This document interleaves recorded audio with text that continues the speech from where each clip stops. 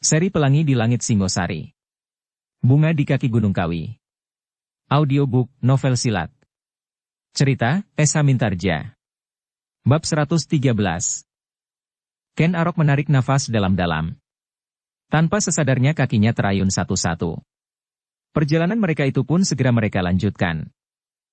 Ken Arok tiba-tiba Bango Samparan berkata, "Aku sekarang sudah belajar mengerjakan sawah. Oh, ternyata pekerjaan seorang petani itu menarik sekali. Kau nanti akan melihat sawah yang baru aku buka di pinggir hutan ini di ujung yang lain. Aku tertarik sekali melihat kau membuka padang karautan. Sampai di rumah aku ajak adik-adikmu untuk membuka hutan."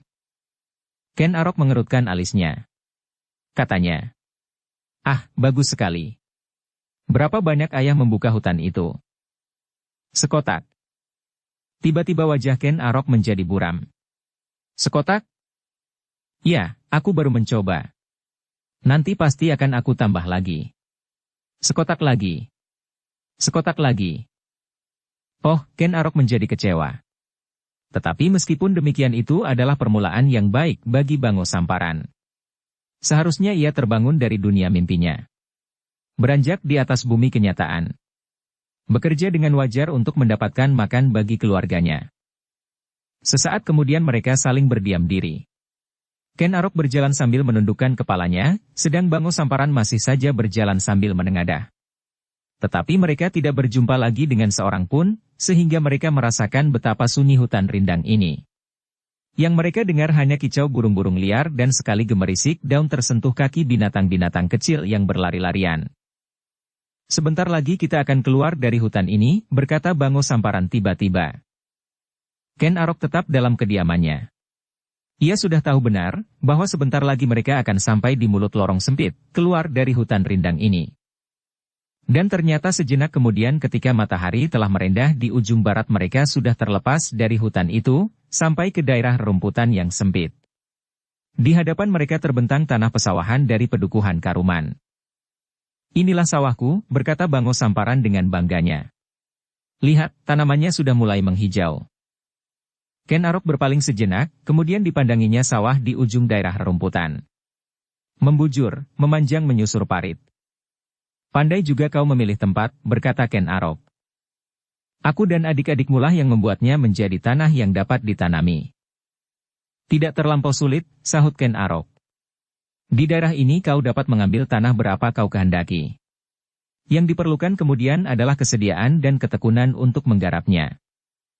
Bango Samparan mengangguk-anggukan kepalanya. Ternyata tanah ini kurang pemeliharaan. Setiap hari ayah berada di lingkaran judi. Kapan ayah sempat menyiangi rumput-rumputan yang semakin lebat itu? Bango Samparan masih mengangguk-anggukan kepalanya. Katanya, "Itulah yang aku tidak sempat." "Bagaimana mungkin sawah ayah akan menjadi baik? Adik-adikmu lah yang aku serahi untuk menggarapnya." "Dan apakah mereka mengerjakannya?" "Kadang-kadang." Ken Arok menggelengkan kepalanya. Desisnya, "Sawah tidak untuk digarap hanya kadang-kadang. Ia memerlukan ketekunan dan kerajinan. Kemampuan dan hasrat yang terus-menerus untuk memeliharanya." Bango Samparan tidak menyahut. Tetapi wajahnya menjadi berkerut-merut. Sejenak kemudian kaki-kaki mereka telah berada di atas pematang yang membujur membelah hijaunya tanaman yang mulai tumbuh. Silir angin yang berhembus dari bulak yang luas, mengusap tubuh-tubuh mereka yang berkeringat. Perlahan-lahan dedaunan yang tersentuh angin bergoyang-goyang, menggelombang seperti air di wajah lautan. Langkah Ken Arok dan Bango Samparan pun menjadi semakin dekat dengan Padukuhan Karuman. Dari kejauhan mereka melihat pohon-pohon nyiur yang menggapai-gapai, seakan-akan ingin menangkap awan putih yang terbang rendah di atasnya. Tetapi, ketika kemudian mereka memasuki padukuhan itu, hati Ken Arok menjadi berdebar-debar. Terasa olehnya, seakan-akan ia mulai mengikatkan dirinya kepada tambatannya yang lama. Yang selama ini telah diusahakannya untuk menyingkir jauh-jauh. Tergantung kepada ketahanan hatiku, ia masih mencoba bertahan meskipun hatinya semakin berdebar-debar. Ken Arok berpaling ketika ia mendengar Bango Samparan berkata, "Mudah-mudahan ibumu ada di rumah." Ken Arok mengerutkan keningnya. "Apakah Biung sering pergi?" Bango Samparan menggelengkan kepalanya. "Entahlah. Mungkin ia terpaksa pergi untuk mencari makan. Ken Arok menarik nafas dalam-dalam. Tiba-tiba ia bertanya. Kapan ayah meninggalkan rumah? Bango Samparan menjadi ragu-ragu. Tetapi kemudian ia menjawab. Sudah hampir sebulan aku tidak pulang. Heh, Ken Arok terperanjat. Jadi sudah hampir sebulan kau tidak pulang? Ya. Tetapi aku sekarang pulang. Bukankah aku pulang dengan hasil yang baik? Perhiasan dan kau. Persetan, Ken Arok menggeram. Tetapi suara terputus ketika mereka bertemu dengan seseorang di tikungan jalan Padesan. Orang itu agak terkejut, namun kemudian membuang mukanya, seolah-olah ia merasa segan bertemu pandang dengan Bango Samparan. Heh, Kakang, Bango Samparan menyapanya. Orang itu berpaling namun kemudian sekali lagi ia membuang muka dan berjalan menjauh. Tunggu sebentar, panggil Bango Samparan sambil menyusulnya. Tunggu. Bukankah kau ingat bahwa aku pernah mengambil seorang anak angkat dahulu? Mau tidak mau orang itu terpaksa berhenti. Dengan segannya ia memutar tubuhnya. Sambil mengangguk malas ia menjawab. Ya. Mungkin aku masih ingat. Inilah anak itu. Sekarang ia sudah cukup dewasa. Tiba-tiba wajah orang itu menjadi tegang. Dengan kasarnya ia bertanya. Apakah anak itu sekarang sudah secakap kau bermain judi? Aku masih ingat, anak itulah yang dahulu kau suruh mengambil manggis di halaman rumahku. Anak itu pula yang dahulu sering menangkap ayam di sudut desa ini. Terasa dada Ken Arok berdesir tajam, setajam ujung pedang menembus jantungnya. Sejenak ia berdiri mematung. Ditatapnya wajah orang itu dan wajah Bango Samparan berganti-ganti. Namun karena itu, maka mulutnya seolah-olah terbungkam. Yang terdengar kemudian adalah jawaban Bango Samparan. Heh, apakah kau sudah gila? Aku bermaksud baik. Menyapamu dan memperkenalkan anak angkatku. Kau orang asing di sini Bango Samparan. Sudah lama kau tidak ada di rumah, dan desa ini rasanya menjadi tenteram. Sekarang tiba-tiba kau muncul dengan membawa anak angkatmu. Anak-anakmu sendiri sudah cukup membuat kami pening, meskipun tidak segila kau sendiri. Agaknya kau memerlukan kawan yang baik, sehingga kau ambil anak itu. Kata-kata orang itu serasa guntur yang meledak di dalam dada Ken Arok. Jantungnya seolah-olah akan retak dan darahnya terhenti mengalir. Hampir saja ia kehilangan akal, dan bertindak di luar sadarnya. Untunglah, bahwa ia masih sempat melihat kepada dirinya sendiri, sehingga sambil memejamkan mata ia menarik nafas dalam-dalam. Dicobanya untuk mengendapkan kembali isi dadanya yang serasa sudah bergolak. Yang terdengar adalah jawaban Bango Samparan tidak kalah kasarnya. Kau setan alasan. Apakah maksudmu dengan kata-kata itu semua? Apakah kau tidak menyadari bahwa aku dapat mencekikmu sampai mati? Ayo, katakan, apakah kau dapat melawan aku? Orang itu mencibirkan bibirnya, jawabnya. Memang kau dapat berbuat demikian. Tetapi anak putumu akan tumpas di desa ini. Seluruh penduduk akan mengutukmu dan membunuh keluargamu beramai-ramai. Oh, itu pun tidak mungkin mereka lakukan. Panggillah orang seisi desa ini. Aku dan anak-anakku mampu membunuh mereka semua. Apalagi dengan anak angkatku ini. Jangan menakut-nakuti kami, jawab orang itu. Betapapun saktinya kau dan anak-anakmu ditambah dengan anak angkatmu, kau tidak akan dapat melawan seisi desa ini. Seharusnya sampai saat ini kau harus mengucap terima kasih, bahwa kau dan keluargamu masih dibiarkan tinggal di rumah di dalam daerah ini. Tetapi kalau kau dan anak-anakmu menjadi semakin gila juga, maka kalian akan segera diusir. Bango Samparan menggeretakkan giginya. Memang ia dan anak-anaknya tidak akan mampu melawan orang seisi desa. Buyut Karuman bukan anak kemarin siang yang baru dapat meloncat-loncat. Apakah kau tidak menyadarinya? Bertanya orang itu kepada Bango Samparan. Apakah aku harus mengatakannya kepada Ki Buyut supaya kau digantung di ujung desa ini? Bango Samparan menggeleng. Jangan. Jangan begitu. Tetapi bukankah aku tidak pernah berbuat onar di dalam desaku sendiri? Tetapi nama desa ini sudah terlampau banyak kau cemarkan. Kau ingat bahwa Ki Buyut memberikan kesempatan untuk memperbaiki solah tingkahmu? Kita sudah terlampau muak dengan segala macam kegilaan itu. Bukankah aku sudah mencoba membuka sawah di ujung hutan? Tetapi kau masih mengancam akan membunuh aku. Maaf, suara Bango Samparan merendah. Tetapi jangan menghina. Aku sudah bersedia memperbaiki kelakuanku. Seharusnya kau pun tidak menghina kami sekeluarga lagi. Kami ingin melihat buktinya, apa yang telah kau lakukan. Bango Samparan mengangguk-anggukan kepalanya. Tetapi sebelum ia menjawab apapun orang itu sudah melangkah pergi. Bango Samparan menarik nafas dalam-dalam. Selangkah ia maju mendekati Ken Arok sambil berkata, "Maafkan orang itu Ken Arok, ia memang agak gila." Ken Arok menarik nafas dalam-dalam. Dalam sekali. Namun, ia menjawab, "Sama sekali tidak." Kata-katanya sama sekali tidak mencerminkan kegilaannya. Ia berkata dengan sepenuh kesadaran dan sepenuh kebenciannya. Bango Samparan mengerutkan keningnya. Perlahan-lahan ia mengangguk sambil berkata, "Kau benar anakku. Demikianlah gambaran sikap orang-orang Karuman terhadapku. Tergantung kepada ayah sendiri. Apakah kau mampu memperbaiki sikapmu? Aku sudah mencoba. Tetapi baru saja kau melakukan perbuatan yang terkutuk itu." "Apa yang aku lakukan?" "Kau baru saja membunuh dan merampas barang itu." Bango Samparan menjadi tegang. Namun kemudian ia menundukkan kepalanya. "Itu karena aku terpaksa melakukannya. Desa ini seperti sebuah perapian bagiku. Dan kau telah menyeret aku masuk ke dalamnya. Hampir saja aku kehilangan akal dan berbuat sesuatu yang akan semakin merusak namamu." Ken Arok berhenti sejenak. "Ayah, sebaiknya aku pergi saja. Kalau aku singgah juga di rumah nanti akan banyak timbul persoalan-persoalan yang tidak aku inginkan. Mungkin aku akan tersudut ke dalam suatu keadaan yang sama sekali tidak aku inginkan." "Tidak. Itu tidak akan terjadi," potong Bango Samparan dengan serta-merta. "Kau harus singgah meskipun hanya sebentar. Kau sudah sampai di sini. Beberapa langkah lagi kita akan sampai." Ken Arok menjadi ragu-ragu sejenak. Namun kemudian ia tidak dapat menghindar lagi ketika Bango Samparan berkata, "Marilah. Marilah. Jangan membuat aku kecewa." Mereka pun kemudian meneruskan perjalanan mereka menyusur jalan pedesaan.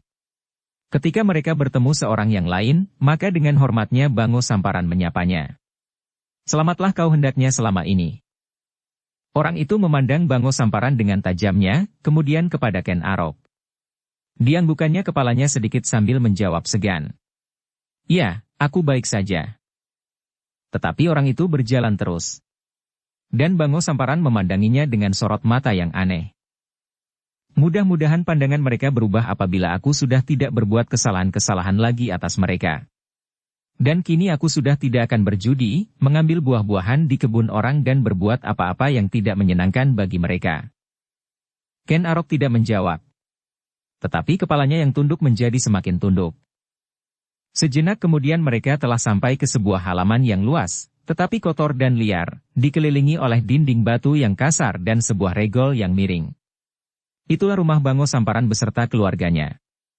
Kedua istrinya dan anak-anaknya yang hampir seliar Bango Samparan sendiri.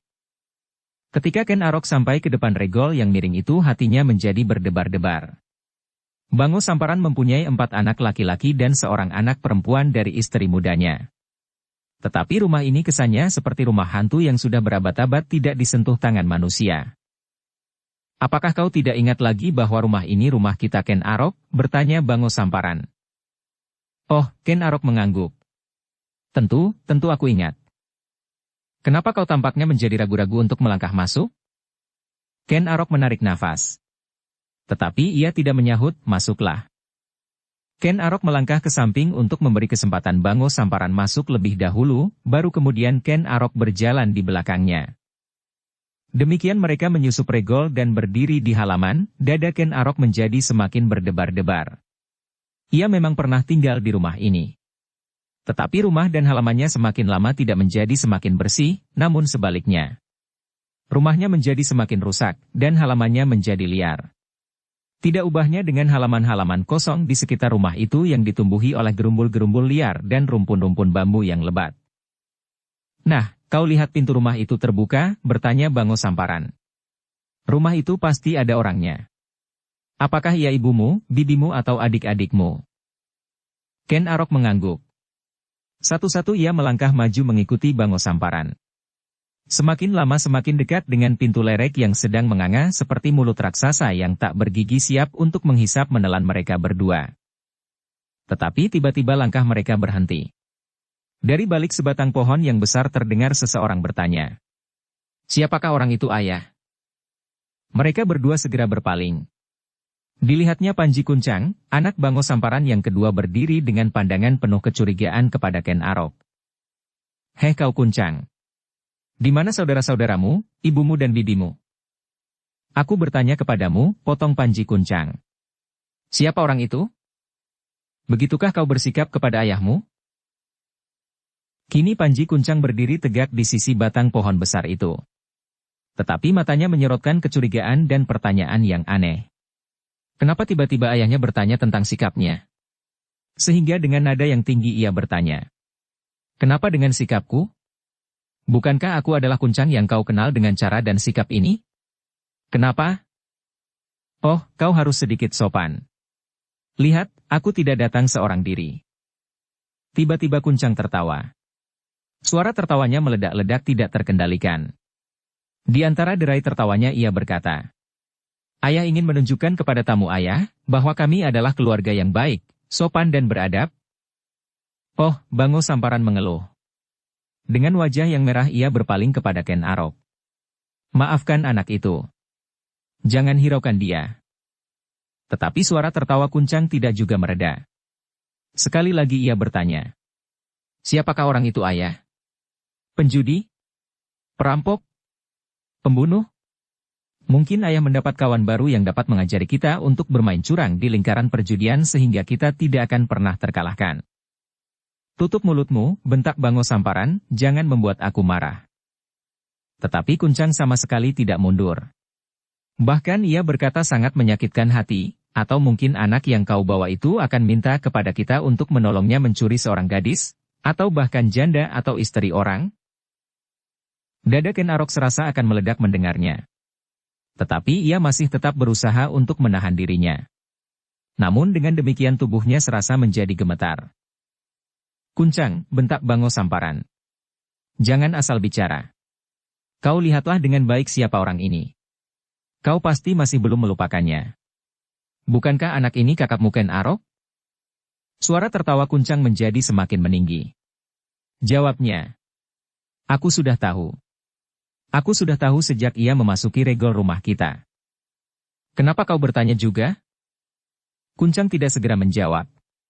Beberapa langkah ia maju mendekat dan berkata, sekarang kau membawa pedang di lambungmu. Mungkin kau sekarang sudah meningkat. Dari penyamun jalan-jalan sempit yang menghadang penjual ubi ke pasar, menjadi seorang perampok di jalan-jalan yang agak ramai, atau kau sudah berani memasuki rumah orang dengan pedang terhunus? Tutup mulutmu, bentak Bango Samparan semakin keras. Apakah kau tuli? Ia adalah seorang prajurit. Bukankah ayah pernah mengatakan kepadamu, bahwa Ken Arok justru memimpin sepasukan prajurit Tumapel di Padang Karautan?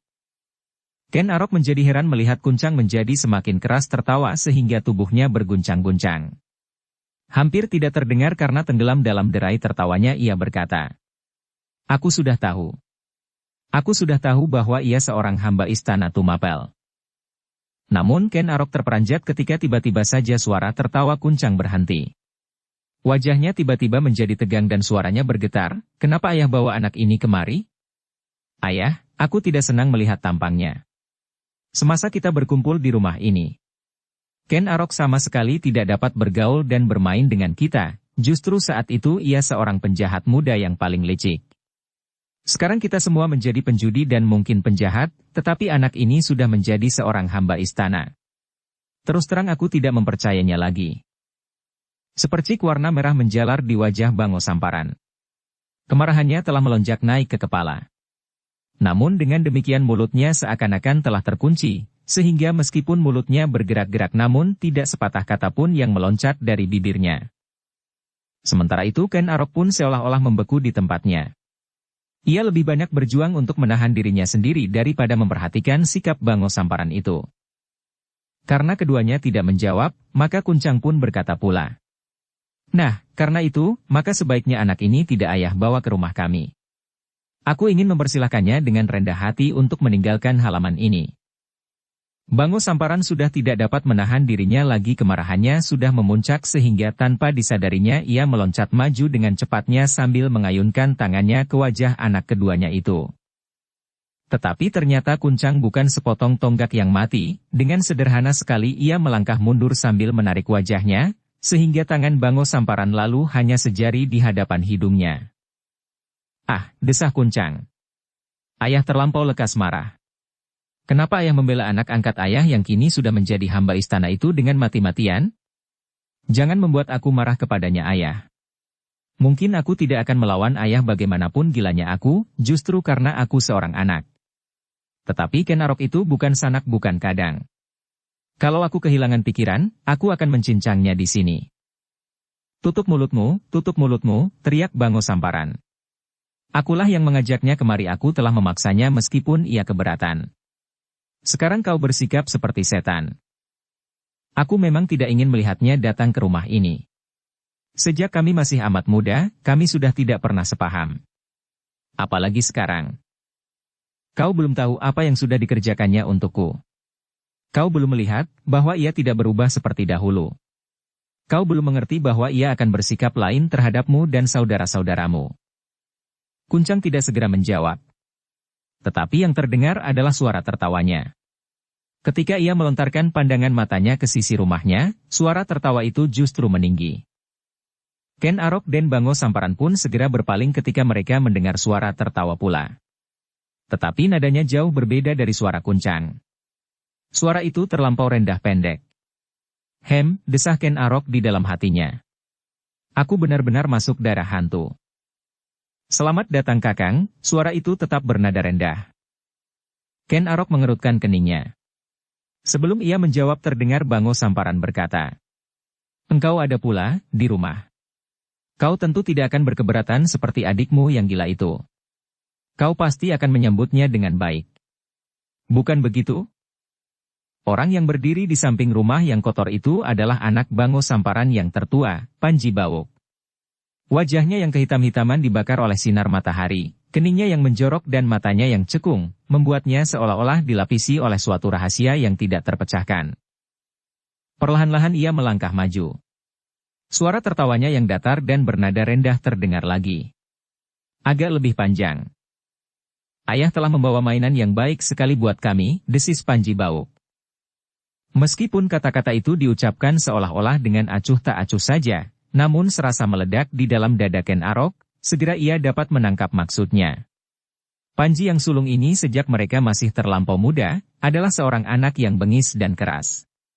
Setiap kali mereka bertengkar, dan bahkan berkelahi. Bango Samparan pun terperanjat mendengar jawaban itu.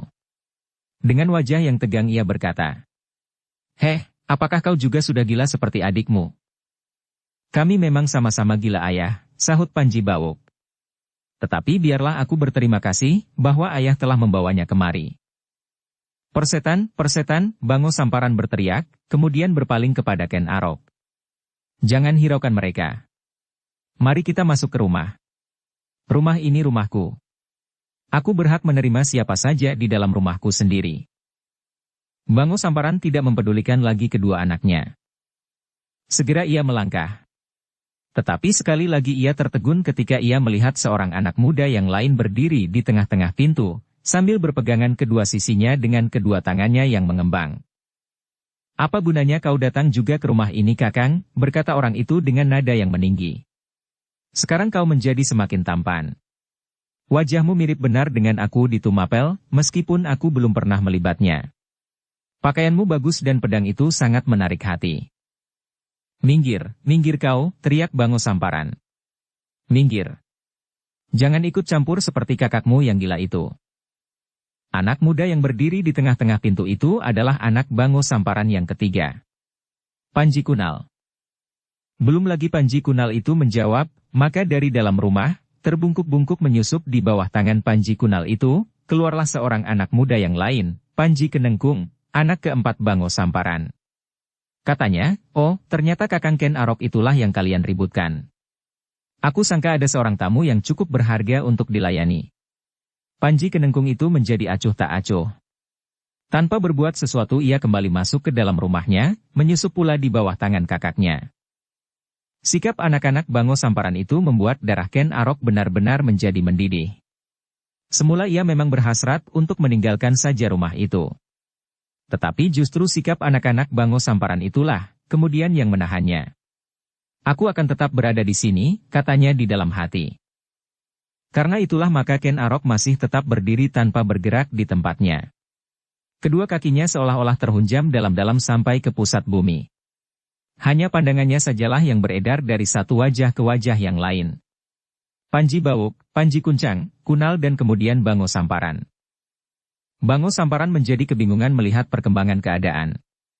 Ia tidak menyangka bahwa sikap permusuhan dari anak-anaknya masih juga membekas demikian dalamnya, sehingga kedatangan Ken Arok telah menumbuhkan persoalan di dalam rumahnya. Panji Kuncanglah yang pertama-tama menyobek kebekuan di halaman itu. Kenapa kau masih saja berdiri di situ Ken Arok? Sebelum aku berubah pendirian, pergilah. Rumah ini sama sekali tidak ada tempat bagimu. Jangan mengharap kau dapat masuk menjadi salah seorang dari keluarga kami. Kalau kami kelak membagi warisan, maka kamu sama sekali tidak mendapatkan apapun yang cukup berharga. Karena itu, kau tidak perlu ikut serta memperebutkannya. Tanah yang hanya selidah kadal ini, rumah yang hampir roboh dan regol yang miring. Apa kau sangka ayah mempunyai timbunan harta benda yang bernilai? Kini Ken Arok tidak dapat menahan mulutnya lagi. Betapa dadanya bergejolak, dan betapa ia telah mencoba menahannya sehingga dada itu rasa-rasanya akan meledak. Dengan nada yang datar Ken Arok menjawab, "Ya, aku tahu bahwa ayah Bango Samparan mempunyai harta benda yang tidak ternilai harganya. Itulah sebabnya aku kembali ke rumah ini untuk mendapatkan bagianku sebagai anak angkatnya." Panji Kuncang mengerutkan keningnya. Kemudian ia menggeram. Ternyata kau telah menjadi seorang laki-laki yang berani. Kau tidak saja berani menyamun di tempat-tempat yang sepi, dan kemudian sebagai seorang prajurit yang beramai-ramai membuat bendungan di padang karautan. Ternyata kau tidak gemetar mendengar ancamanku. Ken Arok mengatupkan bibirnya rapat-rapat. Jangan kau usir anak itu Kuncang, berkata Panji Bawuk kemudian. Selangkah ia maju mendekati Ken Arok sambil berkata selanjutnya. Menilik sikapnya, pandangan matanya yang lurus ke depan, serta wajahnya yang tengadah, ia sama sekali tidak cemas menghadapi keadaannya kini. Anak ini benar-benar berani. Tetapi itu tidak mengherankan. Ia dapat melepaskan diri dari tangan orang-orang pamalantenan dan lari ke Nagamasa. Ia dapat menghantui tanah Tumapel dan kemudian bahkan menjadi seorang hamba istana yang baik. Panji Bawuk berhenti sejenak, lalu. Nasibmu memang baik Ken Arok. Terlampau baik. Nah, tiba-tiba Bango Samparan memotong. Bukankah aku juga mengatakan bahwa nasibmu terlampau baik? Panji Bawuk tertawa rendah. Katanya kemudian. Tetapi tidak selamanya nasibmu terlampau baik. Suatu ketika kau akan terbentur pada keadaan yang sama sekali tidak kau sangka-sangka. Misalnya bahwa kau telah tersesat sampai ke rumah ini. Mata Bango Samparan terbelalak. Apa yang akan kau lakukan atasnya? Panji Bawuk tertawa dengan nada yang terlampau rendah, tetapi di balik nada yang rendah itu terasa getaran kebencian yang tiada taranya. Sebuah permainan yang baik. Aku yakin bahwa ia tidak akan menyerahkan lehernya begitu saja. Ia pasti akan melawan, karena aku percaya bahwa Ken Arok adalah seorang prajurit yang berani. Nah, bukankah kita mendapat kesempatan untuk bermain-main? Itu gila. Gila sekali. Ia tamuku di sini. Bukankah aku sudah berterima kasih kepada ayah, karena ayah membawa permainan itu? Persetan kalian, teriak Bango Samparan. Kalau kalian berbuat sesuatu atasnya, maka aku akan berdiri di pihaknya. Apa? Tiba-tiba terdengar suara melengking dari dalam rumah yang kotor itu. Kalau kau mau membantunya, akulah lawanmu. Tiba-tiba muncul seorang perempuan sambil menyingsingkan kainnya. Ialah istri Bango Samparan yang muda. Dengan tergesa-gesa ia mendekati Bango Samparan sambil menuding-nuding wajahnya. Kau bawa lagi anak setan itu, Ayo, tinggalkan anak itu. Biarlah anak-anak yang mengurusnya. Sementara itu terdengar suara lain. Suara perempuan. Namun terlalu dalam dan perlahan-lahan. Kenapa kalian membencinya sampai ke ujung nyawa kalian? Tetapi justru suara itu telah menggetarkan dada Ken Arok. Suara itu adalah suara ibu angkatnya. Istri tua Bango Samparan. Perlahan-lahan ia berpaling. Dilihatnya seorang perempuan tua yang kurus berdiri di samping rumah sambil menakupkan kedua telapak tangan di muka dadanya. "Jangan ikut campur," bentak istri muda Bango Samparan. "Ini sama sekali bukan urusanmu." "Tunggulah sebentar," Bango Samparan tergagap. "Maksudku, aku ingin keluarga ini menjadi bertambah baik. Kalau kalian mau mendengarkan penjelasanku, kenapa aku membawa Ken Arok ke rumah ini, maka kalian pasti tidak akan marah-marah lagi." "Aku tidak peduli," teriak istri mudanya. Satu tangannya bertolak pinggang, sedang tangannya yang lain masih menunjuk-nunjuk. "Ayo tinggalkan anak-anak itu. Masuk. Masuklah." "Tunggu," Bango Samparan meminta. "Masuk kataku. Ayo masuk." Ken Arok menjadi heran. Bango Samparan adalah seorang yang buas, bahkan liar.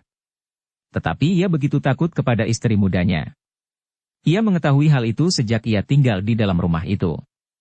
Tetapi dalam hal yang terlampau penting, seperti keadaan saat ini, Bango Samparan sama sekali tidak dapat berbuat sesuatu. Dengan kasarnya istri muda Bango Samparan itu menarik tangannya dan menyeretnya masuk ke dalam rumah. Bango Samparan yang garang itu pun sama sekali tidak dapat melawan.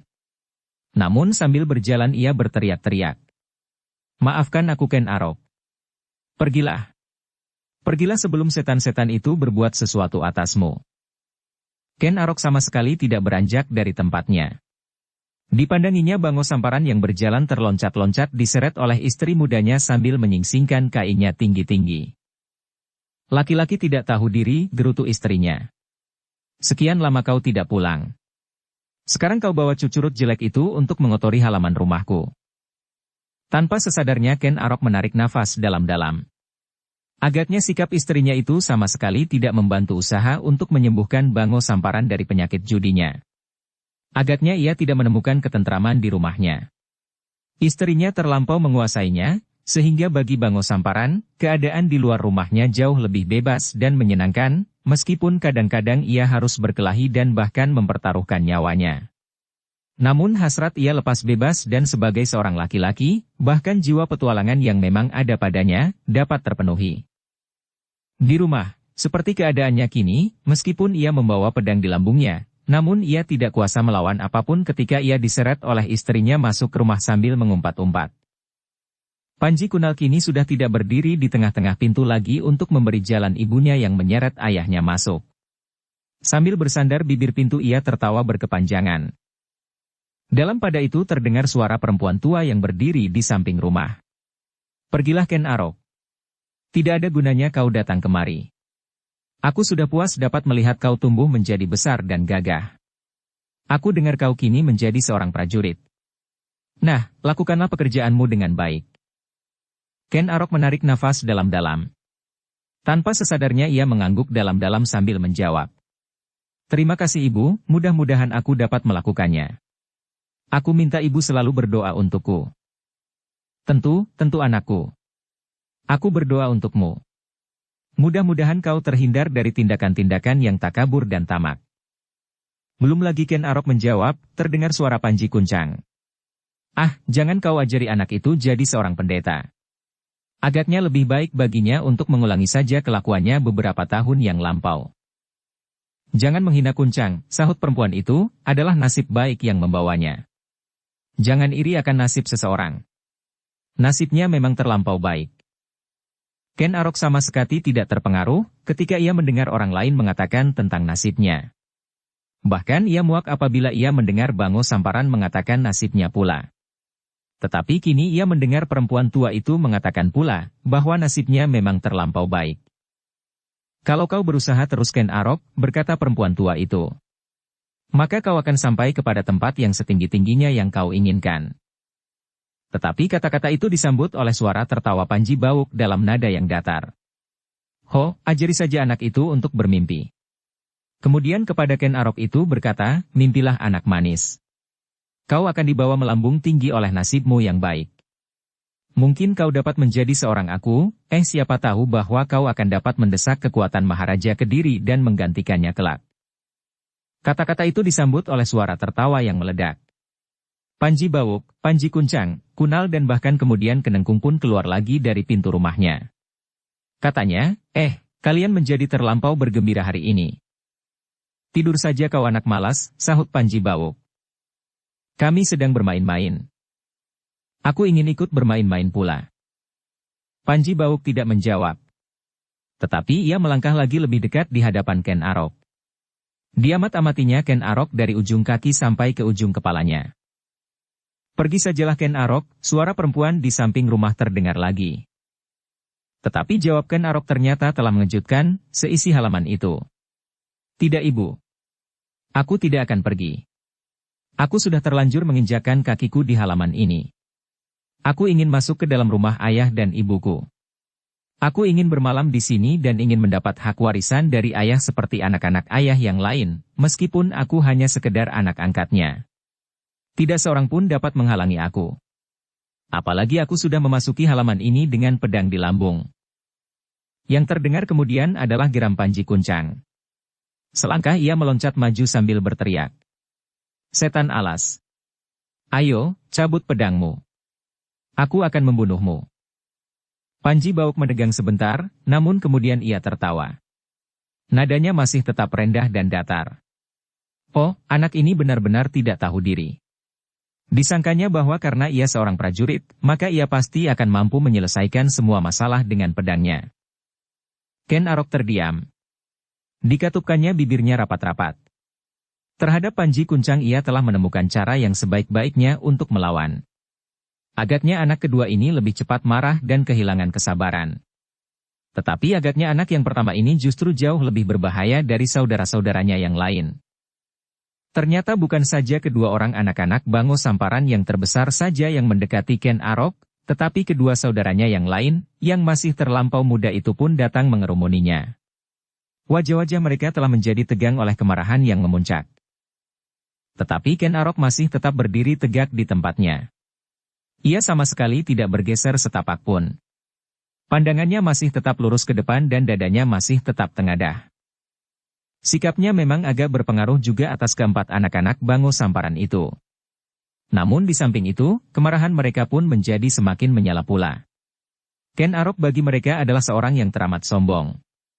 Karena itu, maka mereka harus menghajarnya dan bahkan mereka tidak lagi akan mengekang diri seandainya senjata-senjata mereka akan berbicara. Di antara keempat saudara itu, Kuncanglah yang hampir tidak lagi dapat mengekang dirinya.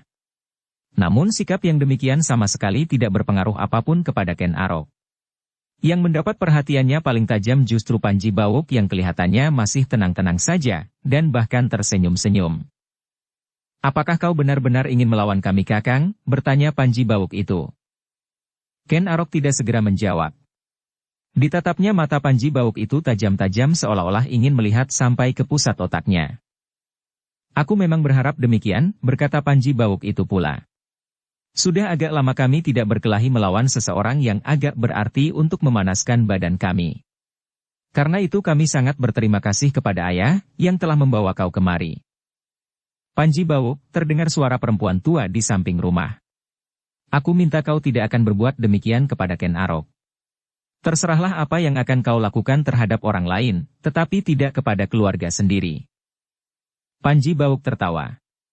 Hanya orang gilalah yang bersedia menerimanya lagi di dalam keluarga ini. Ia sudah cukup membuat kami marah dan mendendamnya di saat-saat yang lalu. Tiba-tiba kini ia datang dengan penuh kesombongan. Apakah kami harus membiarkannya? Aku minta maaf untuknya, berkata perempuan itu lagi. Tutup mulutmu, tiba-tiba terdengar suara dari balik dinding rumah, suara perempuan pula. Suara ibu Panji Bawuk. Sudah aku katakan. Itu adalah urusan anak-anak, biarlah diselesaikan oleh anak-anak. Perempuan tua itu mengerutkan keningnya yang telah berkerut-merut. Namun ia mencoba menjawab. Aku hanya mencoba melerai perselisihan di antara anak-anak. Persetan dengan anakmu itu. Sudahlah, potong Panji Bawuk dengan tenangnya, jangan kau pedulikan lagi anak ini. Ia akan terjerumus ke dalam lubang yang telah digalinya sendiri. Kita tidak usah banyak berbicara, geram Kuncang. Kemudian sambil menunjuk ke bawah sebuah rumpun bambu ia berkata. Di sana kami kuburkan 2 orang penjudi muda yang mencoba melawan kami. Mereka sombong seperti kau. Kami berkelahi. Ternyata senjata-senjata kami tidak mau memaafkannya. Dada Ken Arok berdesir mendengar kata Panji Kuncang itu. Tanpa sesadarnya ia berpaling. Di muka halaman ini membujur sebuah lorong padukuhan.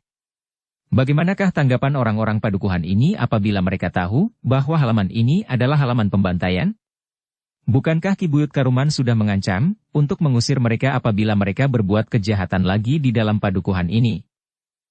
Tetapi lorong ini memang terlampau sepi. Lorong yang jarang sekali dilalui orang. Hanya orang-orang yang terpaksa sekali yang mau lewat di lorong di muka rumah Bango Samparan. Rumah yang mereka anggap sebagai rumah hantu. Nah, berkata Kuncang kemudian. Kau akan menjadi orang ketiga yang akan berkubur di bawah rumpun bambu itu. Wajah Ken Arok menjadi semakin lama semakin tegang. Dipandanginya arah yang ditunjuk oleh Panji Kuncang. Tetapi ia tidak melihat sesuatu. Tanah itu masih tetap rata. Tetapi ketegangan wajah Ken Arok itu semakin meningkat ketika ia mendengar Panji Bauk berkata. Tidak Kuncang.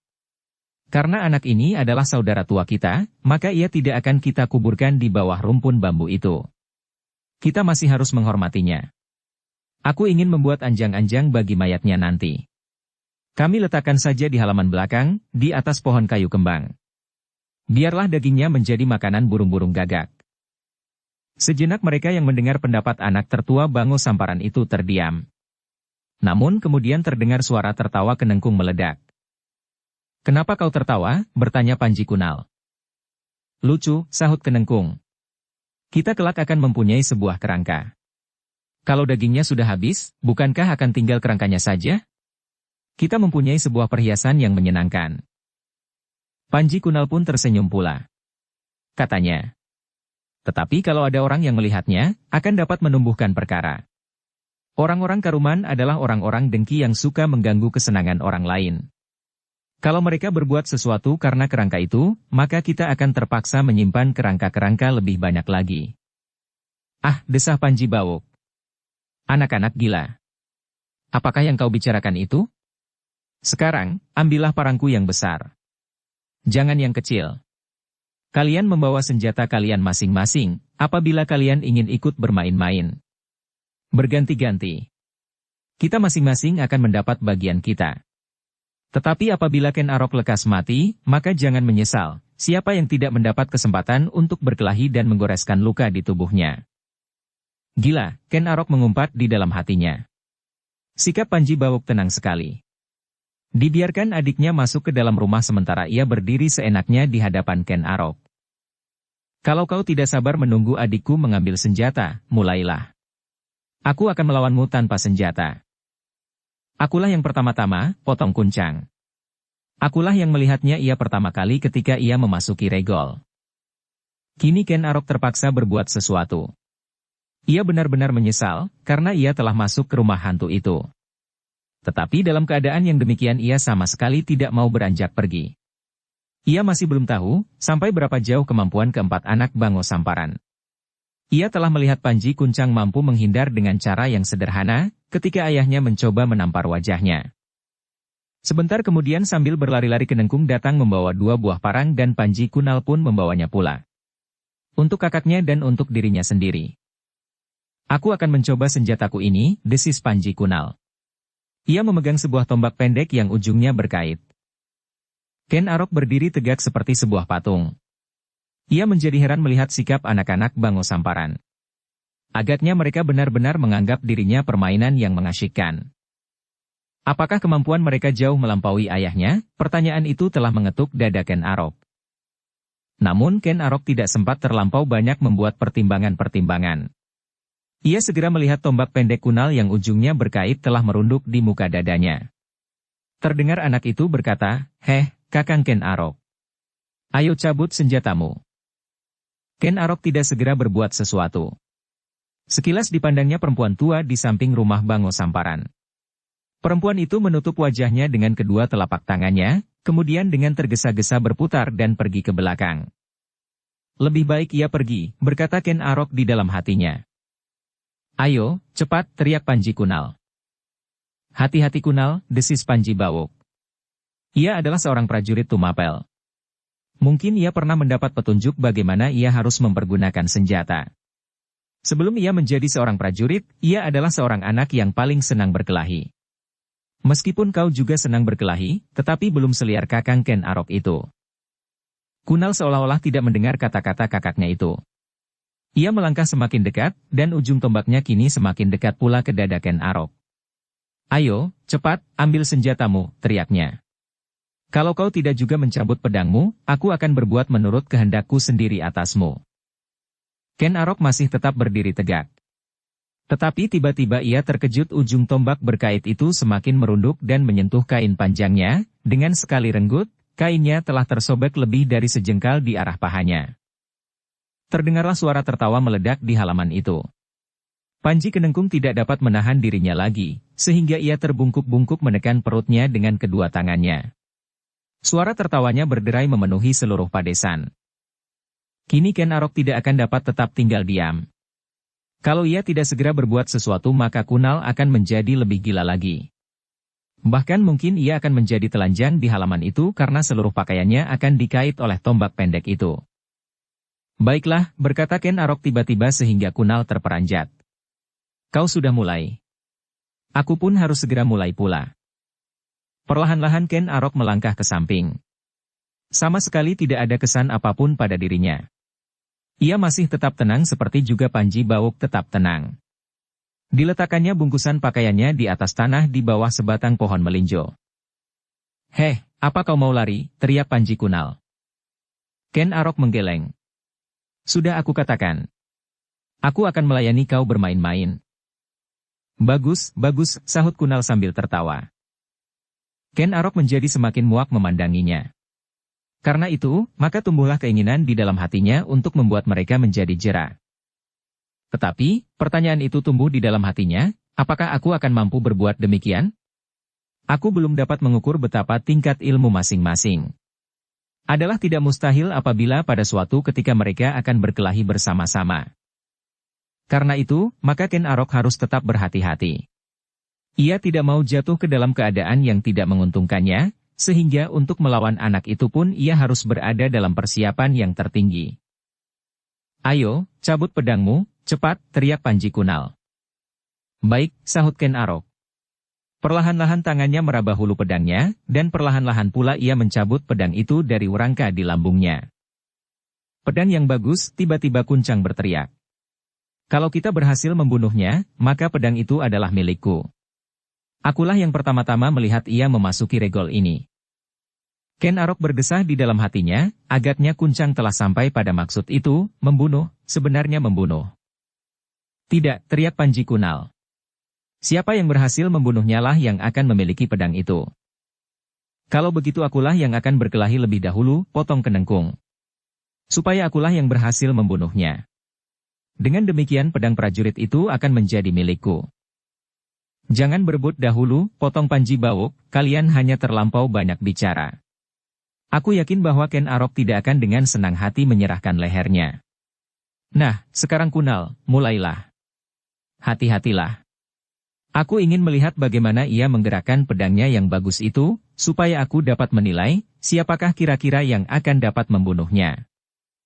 Kunal mengangguk-anggukan kepalanya. Baiklah, katanya. Ken Arok yang sudah semakin muak melihat anak-anak Bango Samparan itu pun segera bersiap. Ia tidak mau memandang lawannya terlampau rendah, meskipun masih cukup muda. Ia menyadari bahwa sikap yang demikian kadang-kadang dapat menyesatkan seseorang ke dalam kekalahan. Karena itu ketika Kunal mendekatinya lagi dengan tombak pendeknya, maka segera ia pun bersiap. Cepat Kunal, teriak Kuncang yang tidak sabar lagi. Panji Kunal menarik nafas dalam-dalam. Kemudian dengan cepatnya ia meloncat langsung menyerang Ken Arok. Mata tombaknya mematuk ke dadanya, seperti paruh burung Raja Wali yang menyambar dari udara. Tetapi Ken Arok telah siap. Dengan sigapnya ia meloncat ke samping menghindari serangan itu. Dan seperti yang telah diduganya, Kunal pasti akan mempergunakan kaitan tombaknya, ketika ia menarik tombak itu. Dan ternyata dugaannya itu benar. Kunal memutar tombaknya dan mencoba mengait pelipis Ken Arok pada saat ia menarik tombaknya. Tetapi tombak berkait itu sama sekali sudah tidak mengejutkan lagi bagi Ken Arok. Dimiringkannya kepalanya sedikit, dan kait pada ujung tombak itu meluncur di samping keningnya. Panji Kunal menggeram. Ternyata serangannya sama sekali tidak berhasil menyentuh lawannya. Ia ingin melihat darah yang segera memencar dari pelipis Ken Arok. Tetapi Ken Arok berhasil menghindarinya. Kunal yang masih muda itu segera memperbaiki sikapnya. Tombaknya bergetar secepat getar jantungnya. Beberapa langkah ia berputar, mencari kesempatan untuk menyerang lagi. Ken Arok pun telah mempersiapkan dirinya pula. Tetapi ia harus memperhitungkan pula orang-orang yang tidak sedang terlibat dalam pertempuran. Ken Arok tidak dapat mempercayai mereka sepenuhnya, bahkan mereka akan berkelahi secara jantan sepenuhnya. Dalam kesempatan yang tak terduga-duga dapat saja salah seorang dari mereka menyerangnya dengan licik. Apalagi apabila salah seorang dari mereka mengalami kekalahan. Kunal yang melangkah berputaran itu, tiba-tiba meloncat menyerang kembali sambil menggeram. Tombaknya mematuk dengan cepatnya, melingkar dengan tiba-tiba pula dan berputar sekali lagi. Beberapa macam gerak yang tidak terduga-duga membuat lawannya kehilangan kesempatan untuk mengerti apakah yang dilakukannya. Tetapi Ken Arok bukan lawan yang mudah menjadi bingung dan kehilangan akal. Bahkan segera ia mengerti bahwa lawannya masih terlampau hijau dan sederhana. Yang ingin membuat bermacam-macam cara untuk membingungkan musuhnya, seolah-olah lawannya tidak dapat membuat perhitungan-perhitungan yang lebih baik dan akan segera kehilangan akal karena ujung tombak lawannya berkeliaran di seputar tubuhnya. Ken Arok telah kenyang menyimpan pengalaman di dalam dirinya sama sekali tidak menjadi bingung. Ia masih tetap tenang dan bahkan berdiri tegak di tempatnya. Hanya matanya sajalah yang mengikuti ujung tombak berkait di tangan Panji Kunal. Tetapi dada Ken Arok menjadi berdebar-debar ketika ia mendengar Panji Bawuk tertawa. Katanya, "Kunal, kenapa kau berkelahi seperti menghalau burung di sawah? Lawanmu kali ini adalah seorang prajurit istana Tumapel yang terkenal. Lebih daripada itu ia adalah seorang penyamun yang paling menggemparkan di seluruh Tumapel pada suatu saat. Hati-hatilah, ia tidak akan dapat kau takut-takuti dengan cara yang menggelikan itu. Kau akan kehilangan pengamatan diri karena kau sendiri sibuk menari tanpa arti apapun dalam perkelahian itu. Cobalah dengan cara yang lain. Tetapi sebaiknya kau berkelahi berpasangan dengan Kenengkung." Aku mulai menjadi cemas melihat sikap Ken Arok. Agaknya ia benar-benar yakin dapat menguasai kalian. Lihat, apakah ia tampak cemas atau berdebar-debar setelah melihat seranganmu yang menggelikan itu. Ayo, cepat, mulailah berpasangan. Bagus, teriak Kenengkung, aku ikut. Tetapi Panji Kunal menjadi kecewa, katanya, aku ingin membunuhnya sendiri Kakang. Sendiri, tanpa Kenengkung. Jangan terlampau sombong, jawab Panji Bawuk, kalau Ken Arok bersungguh-sungguh, maka kaulah yang akan terbunuh. Tidak, aku mampu membunuhnya. Jangan keras kepala, kemudian, kepada Kenengkung ia berkata, ayo, cepat. Masuklah ke gelanggang. Tetapi Kenengkung menjadi ragu-ragu. Agaknya Kunal tidak begitu senang apabila ia ikut membantunya. Cepat, tiba-tiba Panji Bawuk berteriak tinggi. Kenengkung menjadi takut, dan Kunal pun tidak mau membantah lagi. Sehingga dengan demikian Ken Arok ini harus berhadapan dengan dua orang lawan yang masih cukup muda. Bersambung ke bab 114. Dukung kami dengan subscribe, follow, like, komen dan share. Terima kasih.